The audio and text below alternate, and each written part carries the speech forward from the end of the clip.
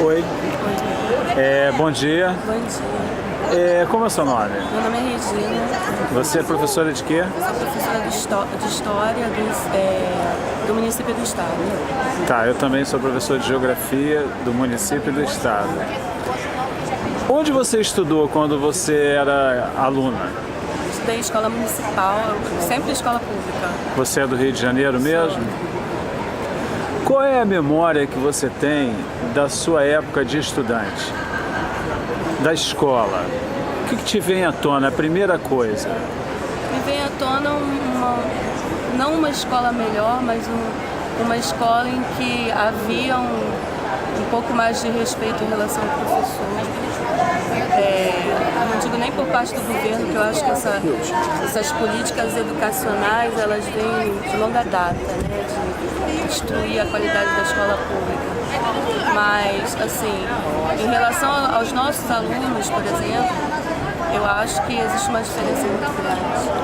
Em relação até, algumas vezes, a postura dos pais em relação a nós, e até por conta de uma política mesmo do governo de jogar, de certa forma, os pais contra os professores, eu acho que, às vezes, a gente tem problema em relação a isso. Por conta dessa política mesmo, né? O professor virou inimigo, virou aquele que vai atrapalhar, quando na verdade quem atrapalha é o Estado. Você é carioca do Rio? Teus pais também? Mas você é uma carioca da gema. Me diga uma coisa. A gente sabe que na escola, lá no chão da escola, é que a situação existe, né? Onde fica a sua escola? A escola fica em Bom Sucesso e a escola do Estado é na entrada da comunidade do Arará, em Benfica. Aham. Eu trabalhei 23 anos no Colégio Estadual Professor Cláudio Monteiro e fui jogado fora por conta dessa coisa do risolia, de otimizar turmas. Pode turma com um mínimo de 35 alunos e não com o máximo. Aí fui parar lá na Pedra do Sapo, no Alemão. E no município você falou que está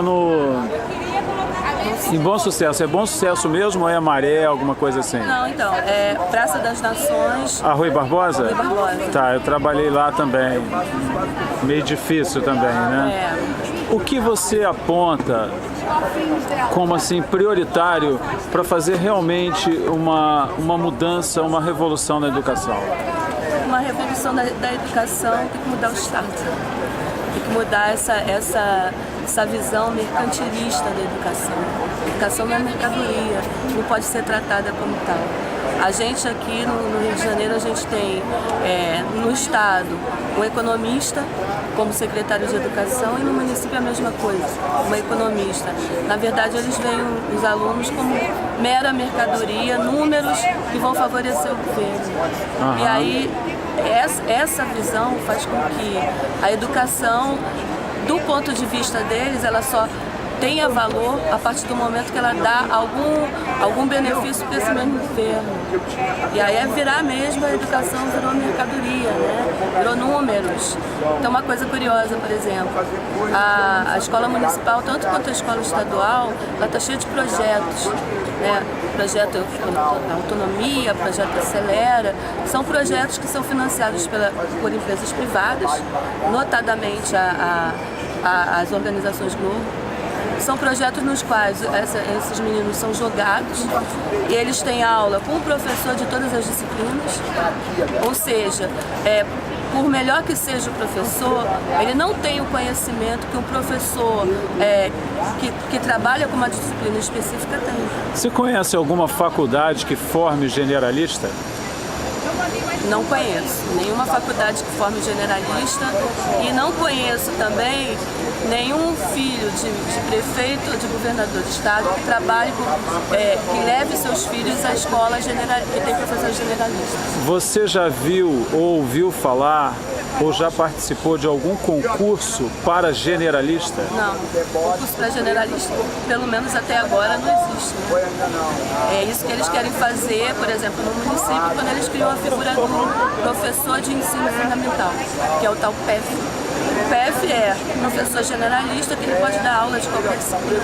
Você não acha que está na hora do MEC fazer uma intervenção na educação pública do Estado e da cidade do Rio de Janeiro? Com certeza, já passou da hora. Agora, o problema é que o MEC também tem o seu envolvimento político. Tem um economista como ministro. Exatamente. Aí, realmente, a linha do MEC é a linha que está se implementando nas escolas. Há um ano atrás, quando foi cogitada a possibilidade da Cláudia Costin ir para o MEC, a academia em peso, de norte a sul, de todas as universidades públicas do Brasil, circulou um abaixo-assinado e ela acabou não indo. Por que você acha que a academia se omite e fica em silêncio quando a mesma Cláudia Costin está à frente da maior rede pública da América Latina? Infelizmente a gente tem uma educação, né, muito dividida. Eu sempre coloco isso, a academia ela tinha que estar do nosso lado. E é o que você falou, está completamente omissa, quando na verdade é tudo um conjunto, né? Então, as nossas lutas são as lutas da universidade pública.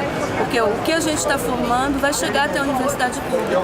Mas infelizmente são pouquíssimos os professores universitários que fazem algum tipo de... se posicionam em relação a essa questão da educação básica. Infelizmente, a gente teve o apoio da parte de pedagogia da UFRJ, uma carta nos apoiando, mas fora isso, é uma omissão absoluta.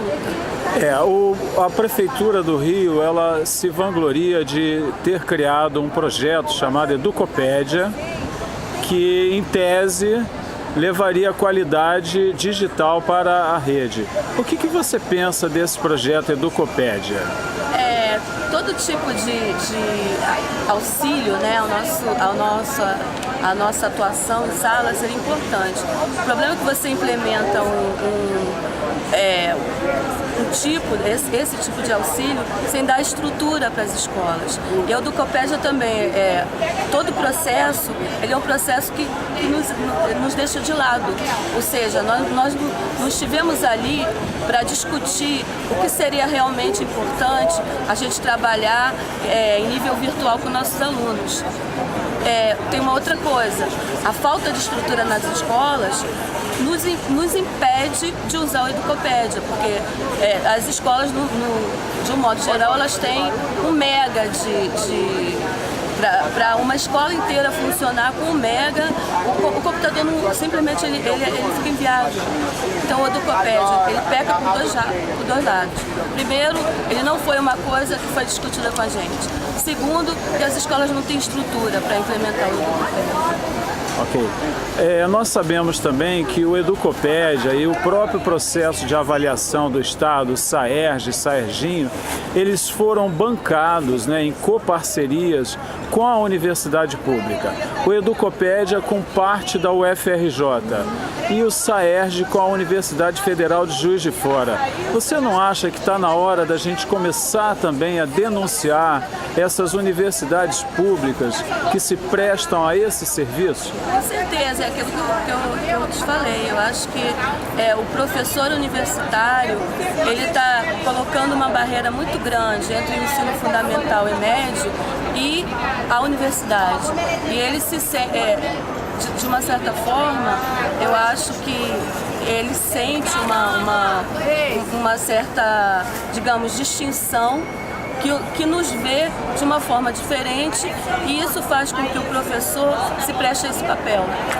Para finalizar, que a gente já está passando do tempo, depois para editar e publicar no YouTube vai ficar grande.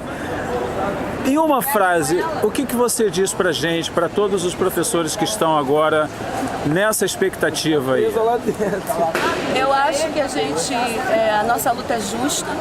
A população está do nosso lado, é só a gente andar pelas ruas que a gente encontra as pessoas nos apoiando. É mentira do governo quando ele diz que os pais de alunos não estão nos apoiando, tem muito pai de alunos nos apoiando. Eu acho que é permanecer, resistir e conquistar as nossas demandas, porque nós temos direito a isso. Nós não estamos pedindo nada além do que nós temos direito. Ok, muito obrigado. Só para finalizando de novo. Posso botar? Pode e deve. Eu quero botar na minha bike também, por favor.